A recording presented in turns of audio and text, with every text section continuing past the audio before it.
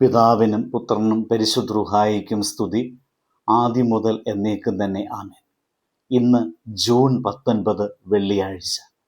1 ശമൂവേൽ 17 അധ്യായം 45 വാക്യം.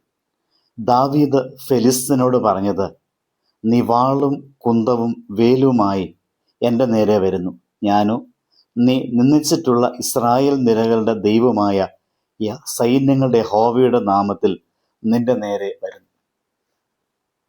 നാം ധ്യാനിക്കുന്നതായ വേദഭാഗത്തിൽ താഴ്വരയിൽ ആ ദിവസം 2 മനുഷ്യർ നേർക്കുനേർ നിൽക്കുകയാണ്. ഒരു വശത്ത് യുദ്ധവേഷം ധരിച്ച ഭീമാകാരനായ ഗോലിയാത്ത്, മറുവശത്ത് കയ്യിൽ കവണയുമായി നിൽക്കുന്ന യുവാവായ ദാവീദ്. മനുഷ്യരുടെ കണ്ണുകൾ ഗോലിയാത്തിന്റെ വലിപ്പത്തിലായിരുന്നു, എന്നാൽ ദാവീദിന്റെ കണ്ണുകൾ ദൈവത്തിൻ്റെ മഹത്വത്തിലായിരുന്നു. ഗോലിയാത്ത് തൻ്റെ ശക്തിയിലും ആയുധങ്ങളിലും ആശ്രയിച്ചു, എന്നാൽ ദാവീദ് ആശ്രയിച്ചത് ദൈവത്തിൻ്റെ നാമത്തിലായിരുന്നു. അതുകൊണ്ടാണ് അവൻ ധൈര്യത്തോടെ പ്രഖ്യാപിച്ചത്, നീ വാളും കുന്തവും പിടിച്ചു വരുന്നു, ഞാനോ യഹോവയുടെ നാമത്തിൽ വരുന്നു. ദാവീദിന്റെ സംഭവം നമ്മെ ഒരു മഹത്തായ സത്യം പഠിപ്പിക്കുന്നു. വിജയം നമ്മുടെ കരങ്ങളുടെ ശക്തിയിലല്ല, നമ്മുടെ ദൈവത്തിൻ്റെ ശക്തിയിലാണ്. ദാവീദ് ഗോലിയാത്തിനെ നോക്കിയില്ല, അവൻ ദൈവത്തെ നോക്കി. ഗോലിയാത്തിന്റെ ഉയരം അവനെ ഭയപ്പെടുത്തിയില്ല, കാരണം തൻ്റെ ദൈവത്തിൻ്റെ മഹത്വം അതിലും ഉയർന്നതാണെന്ന് അവൻ അറിഞ്ഞിരുന്നു. വിശ്വാസത്തിൻ്റെ കണ്ണുകൾ പ്രശ്നങ്ങളുടെ വലിപ്പമല്ല കാണുന്നത്, പ്രശ്നങ്ങളെക്കാൾ വലിയ ദൈവത്തെയാണ് കാണുന്നത്. നമ്മുടെ ജീവിതത്തിലും പലപ്പോഴും നാം വാളുകളും കുന്തങ്ങളും അന്വേഷിക്കാറുണ്ട്. മനുഷ്യ സഹായം, ധനം, കഴിവുകൾ, ബന്ധങ്ങൾ, ഇവയൊക്കെ നല്ലതാണ്. പക്ഷേ അവയൊന്നും ദൈവത്തിൻ്റെ സ്ഥാനത്ത് വരാൻ കഴിയില്ലല്ലോ. ദൈവം നമ്മുടെ പക്ഷത്തുണ്ടെങ്കിൽ അസാധ്യമായവ പോലും സാധ്യമായി തീരും എന്നത് നാം ഓർക്കുക.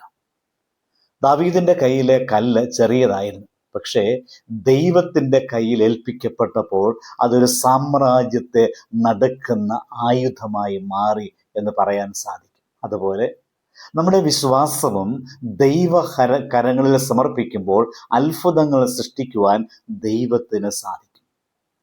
ഇന്ന് ദൈവം ചോദിക്കുന്നു, നമ്മുടെ വിശ്വാസം എവിടെയാണ്? സാഹചര്യങ്ങളിലോ മനുഷ്യരിലോ അതോ ദൈവത്തിൻ്റെ നാമത്തിലോ? സൈന്യങ്ങളുടെ യഹോവയുടെ നാമം ഇന്നും ശക്തമാണ്. ഈ ബോധ്യം നമുക്കുണ്ടാകണം. ആ നാമം രോഗശയ്യകളിൽ പ്രത്യാശ പകരുന്നതാണ്. ആ നാമം തകർന്ന ഹൃദയങ്ങളെ ആശ്വസിപ്പിക്കുന്നതാണ്. ആ നാമം അടഞ്ഞ വാതിലുകൾ തുറക്കുന്നതാണ്. ആ നാമം കണ്ണുനീർ സന്തോഷമാക്കുന്നതാണ്.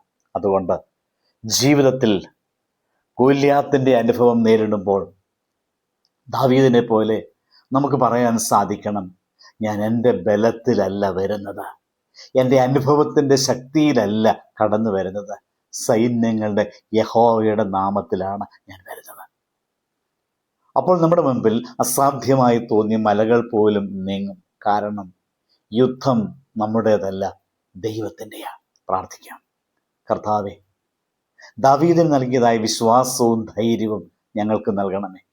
ഞങ്ങളുടെ ജീവിതത്തിലെ ഗോലിയാത്തിന്റെ അനുഭവങ്ങളെ കാണുമ്പോൾ ഭയപ്പെടാതെ അവയേക്കാൾ വലിയ അങ്ങയെ കാണുവാൻ ഞങ്ങളെ സഹായിക്കണമേ.